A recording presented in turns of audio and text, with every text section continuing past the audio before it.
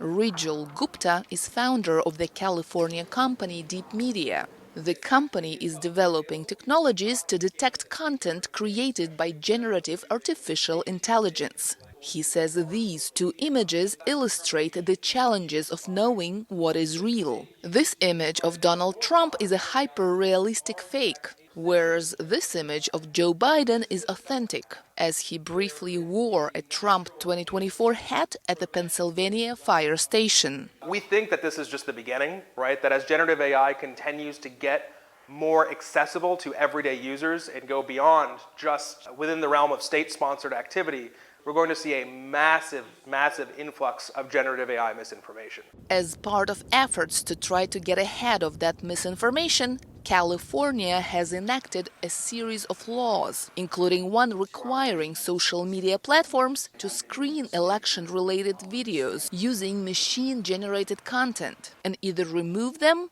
or label them manipulated content. State Assembly member Mark Berman sponsored that law and says he understands concerns about how it might impact free speech rights guaranteed in the U.S. Constitution. The First Amendment gives you the right to say what you want to. It does not give you the right to put your words in my mouth.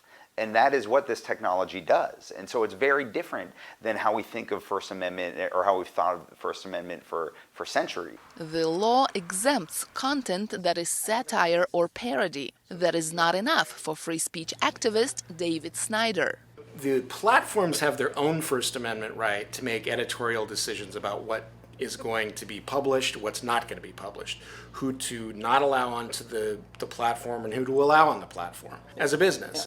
Eugene Volokh is a First Amendment expert at Stanford University's Hoover Institution. He agrees that deepfakes may deceive voters, but questions the law requiring social media platforms to police themselves. It places the burden on the platforms, and that might well be seen as unduly restricting speech because platforms, if faced with the risk of being punished for somebody else's speech, might in close cases say, well, we're not sure it's a deepfake. Maybe it's true, but we just don't want to risk it, and we'll take it down. The new laws take effect next year.